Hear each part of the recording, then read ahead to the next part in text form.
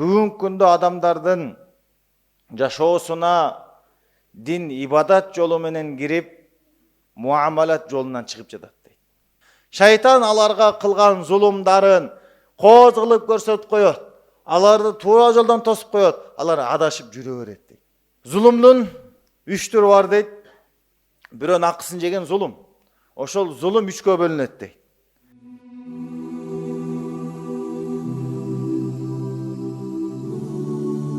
Bismillahirrahmanirrahim. Elhamdülillah ve salatu ve selamu ala Resulillah. Peygamberimiz sallallahu aleyhi ve sellem bu dünyadan kaytıp жатқан учурда насаат айтат сахабаларына: As-sala ittaqullaha fima malakat aymanukum. Намазга бекем болгула, намазга бекем болгула. Жана кол астындагылар тууралуу Аллахтан корккула деп насаат айтат. Ушул хадисинде Пайгамбарыбыз саллаллаху алейхи ва саллам эки нерсени баяндап жатат. Биринчи бул Алланын акысы. Анткени намаз бул инсан менен Аллахтын ортосунда болгон мамиле, Алланын акысы болуп саналат. Экинчи бөлүгү кол астындагылар туурасында адилеттүүлүк кылуу, аларга жакшы мамиле кылуу. Бул пенделердин акысы. Демек, жалпы дин ушул эки бөлүктөн турат. Пенdenин акысы, Алланын акысы. Өкөн бирикмеси бул дин. Диндеги кайсы амалды караңыз, ал же Алланын акысына тийиштүү болот, же пенденин акысына тийиштүү болот. Пайгамбарыбыз саллаллаху алейхи ва саллам дүйнөдөн коштошуп жатып, үммөтүнө толук динди карманууга осуят кылып жатат. Ушунун экинчи бөлүгү мына пенденин акысы туурасында. Биз адамдардын арасында жашап жаткандыктан, биздин көпчүлүк убактыбыздын бөлүгү адамдар менен болгондуктан, пенденин акысын берүү биз үчүн өтө зарыл. Анткени устаз уламалар да айтышат. Бүгүнкү күндө адамдардын жашоосуна дин ибадат жолу менен кирип, муамалат жолунан чыгып жатат дейт. Инсандар намаз окуп жатат, ибадат кылып жатат, умра кылып жатат, ажылык кылып жатат. Бирок аласа бересе де ортодогу мамилелерде пенделердин акысын сактабагандыктан кылып жаткан соопторун жууп алып жатат деген мааниде. Дин адамдардын жашоосуна ибадат жолу менен кирип, муамалат, муашарат, пенделердин акысы аркылуу кайра чыгып жатат дейт. Пайгамбарыбыз саллаллаху алейхи ва саллам бир жолу сахабалардан сурады: "Манил муфлис?" Муфлис деген банкрот болуп калган адам ким билесиңер деди. Сахабалар жооп беришти: "Эч бир акчасы, эч бир дүйнөсү калбай калган адам" деди. Пайгамбарыбыз айтты: "Кыямат күнү бир адам алып келинет, тоодой сооп амалдары бар, ортого чыгарылып, буга карата кимдин акысы бар алсын дегенде, бирөө келет, бул мени урган эле, дагы бирөөсү келет, бул мени тилдеген эле" деп соопторун алып өтүп, анын сооптору жок калып, анан башкалар күнөөлөрүн жүктөп, бул тозок болуп калат. Ушул муфлис, ушул банкрот болуп калган адам. Ошондуктан пенделердин акысын берүү бул өтө зарыл. Ушунчалык зарыл болгондуктан жадагаса шейит бул маселеде кечирилген жок дейт. Шейит деген ким? Өз жанын Аллахтын дини үчүн арнап курман болгон адам. Бул шейит болгон адам бүт күнөөсү югфарузунуб илладдай. Бүткүл күнөөсү кечирилет, бирок карыздан башка дейт. Карыздын себебинен шейит болсо да ал кармалып калат экен да, бейишке кире албай. Ошондуктан Пайгамбарыбыз саллаллаху алейхи ва саллам бирөөнүн жаназасына барып намаз окумакчы болсо сурачу экен: "Мунда карызы барбы моюнда же жокпу?" деп. Эгер карызы жок болсо, барып жаназа намазын окуп бериш экен. Жок, мунун моюнда карызы бар десе, анда бул шериңер өзүңөр жаназасын окуп койгула деп, ал жаназасын окучу эмес экен да. Ушунчалык пенденин акысы Пайгамбар алейхиссалам караган болчу. Хадисте келет: "Ла туаддуннал хукук ила ахлиха яумал кыяма."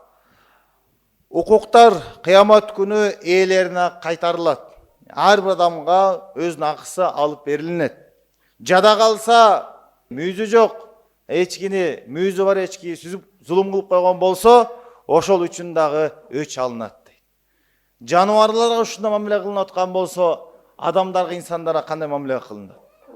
Ошондуктан бул жалган жашоодо, убактылуу жашоодо адам өзүнүн кайсы бир нерсесине таянып, өзүнүн зиректүүлүгүнө таянып, же күчүнө таянып, же байлык бийлигине таянып, башкалардын акысын айла амал кылып, алсыздардын акысын жегенден өтө сактаныш керек. Анткени бирөөнүн акысын жей турган болсо, ал ошол абалда калбайт экен, сөз ага кайтып келет экен да. Вала яхиқул макру саййу илля би ахли. Кандай бир айламал кылынып, бирөөнүн акысы жейлене турган болсо, ал сөз кайра ага кайтып келет дейт. Аллах Таала аны жөн калтырбайт экен да. Пенденин акысы, бирөөнүн акысы жейиле турган болсо, анын ордуна намаз окуп койсо, ал акыдан кутулуп калбайт экен. Түнү бою ибадат кылып, тахажжуд окуса да кутулуп калбайт. Күндүз кечке ороза кармаса да кутулбайт экен. Миңдеген Куран хатымдарды окуса да анын акысынан кутулуп калбайт экен. Бир гана илля афви сахибиха. Ошол акынын кимдин акысын жеп койгон болсо, барып ыраазы кылуу менен гана кутулат. Зулумдун 3 түрү бар дейт. Бирөөнүн акысын жеген зулум. Ошол зулум 3кө бөлүнөт дейт. Зулмун ла ягфирухуллах. Бир зулум бар, аны Аллах Таала кечирбейт. Зулмун ягфирухуллах. Дагы бир зулум бар, зулумдун түрү Аллах аны кечирет. 3-үнчү түрү зулмун ла ятрукахуллах. Аллах Таала ал зулумду жөн коюп калтырып койбойт дейт. Аллах Таала кечирбей турган зулум бул ширк дейт. Инна ширка ла зулмун азим. Чындыгында Аллахка шерик кошуу, Аллахты жалгыз дебестен Аллах шерик кошуу, бул өтө чоң зулум. Муну Аллах кечирбейт. Экинчиси, ал кандай зулум десе, Аллах аны кечире турган. Бул пенде менен Аллахнын ортосунда болгон мамиледе. Пенденин Аллах менен ортосунда болгон мамиледе инсан зулум кылды. Өз жанына зулум кылды, күнөө кылды, тоң боюнук кылды, намаз окуган жок. Ороза кармаган жок. Аллах кылба деген ишти кылып койду. Бул зулум, өз жанына зулум кылып жатат. Бирок бул Аллахтын каалоосунда. Кыямат күнү Аллах кааласа муну кечирип жиберет да. Аллахтын пенделерге кыямат күнү эң чоң куш кабарын бириси, Аллах Таала айткен: "Я ибади, о пенделерим" дейт. "Ма байни ва байнакум кад гафартуху лакум." Мен менен силердин ортоңордо эмне күнөө болгон болсо, зулумдар болгон болсо, мен мага кечирип жибердим дейт экен. Муну Аллах Таала кааласа кечире алат. 3-чү түрлүү зулум бар. Ла ятрукухуллах. Аны Аллах Таала жөн койбойт дейт. Бул пенделердин акысы. Бирөөнүн акысын жеп койгон болсоңуз, зулум кылып койгон болсоңуз, муну Аллах Таала жөн койбойт экен да. Сөзсүз акыбети кайтып келет экен. Ошондуктан пенделердин акысында чоң болсун, көп болсун, аз болсун, кош көңүлдүк кылып, гафилеттүүлүк кылуу бул болбойт. Пенделердин акысы дегенде, пенделердин акысы 3кө бөлүнөт. Пенделердин акысынын биринчиси бул анын каны, жаны жана абырою, малы бул инсанга сыйлуу болуп саналат. Демек, ага кол салуу бул тыйылган. Аны жанына кол салуу бул тыйылган. Кайсы адам, бир адам жанын кыя турган болсо, бүткүл адамдын жанын өлтүргөнгө барабар дейт. Анын жанына кол салган болбойт, урган болбойт. Хаккул мал, анын малына кол салган болбойт. Урдаган, гасып кылып басып алган, же болбосо алдамчылык менен бир нерсе кылып тартып алган, бул болбойт. Жада калса, Пайгамбар алейхиссалам тескерисинче тезирээк акысын берүүгө үндөгөн.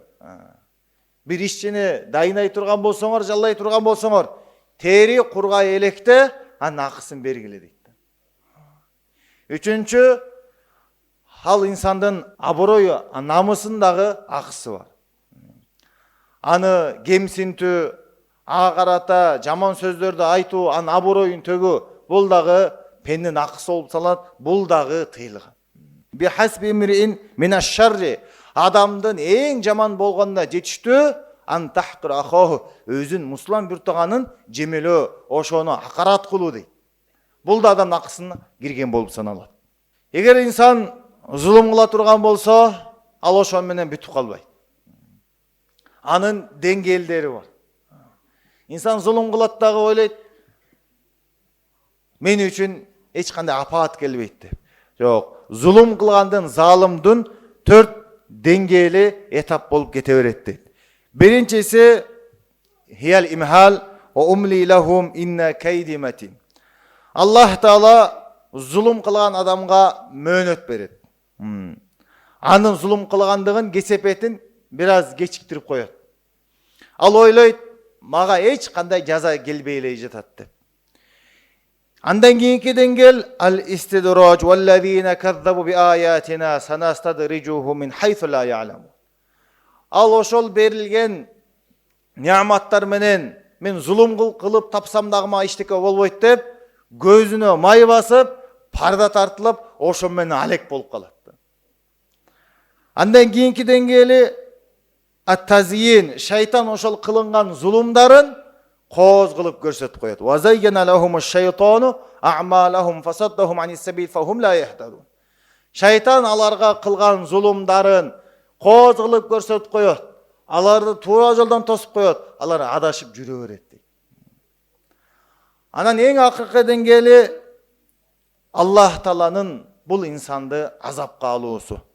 Хатта иза фариху бима уту ахаднахум багтатан фа иза хум мублисун. Ошентип аларга берилген нерселер менен алар жыргап, ойноп, күлүп жүрүшкөндө ахаднахум багтатан, кокустан азапка алдык дейт. Фа иза хум мублисун, алар таң калган бойдон калып калышты дейт. Аллах Таала зулумга мөөнөт берип коет экен. Ал адам ошо менен ойлоп калат экен, мен зулум кылат, мага эчтеке болбойт деп. Жок, Аллах Таала аны азапка сөз салат экен да. Атты жибин узун кылып туруп, казыкты жерге уруп коет экен инсан. Ат бир аз чуркайт.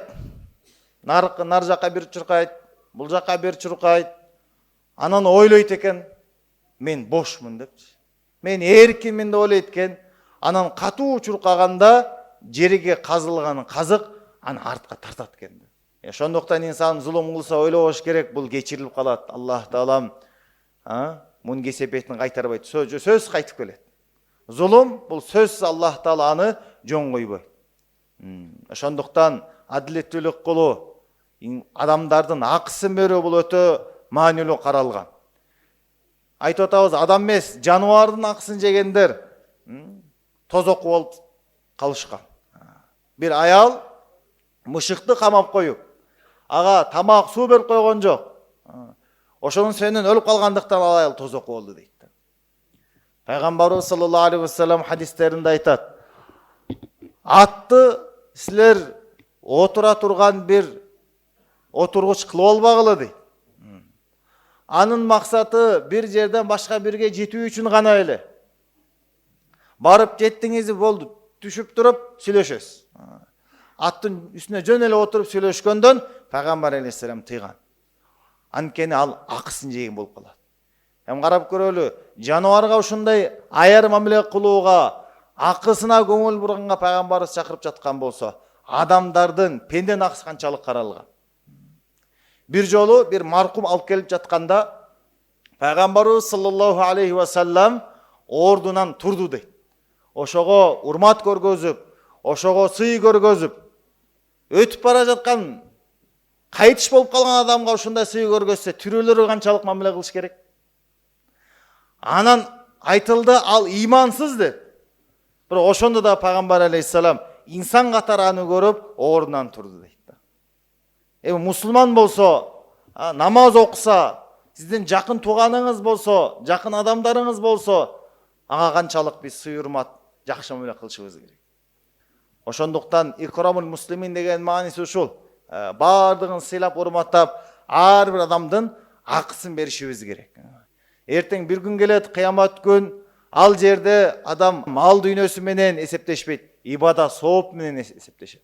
Яума яфиррул мар'у мин ахи. Ал кыямат күнүнүн сыпаты адам баласы ар бир инсан өзү менен алек болуп качып калган болот. Өзүнүн ата-энесинен качып калган болот.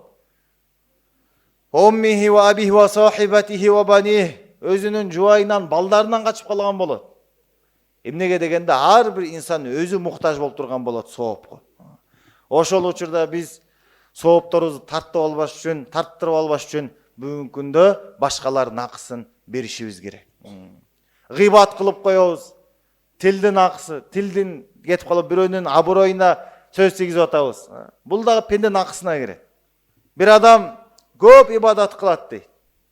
Бирок башкаларды ушактап, гыйбат кылып, чакымчылык кылып жүрөт.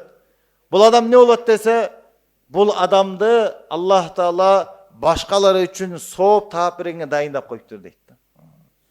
Канча ибадат кылса, анын сооптор башкаларга өтүп кетет.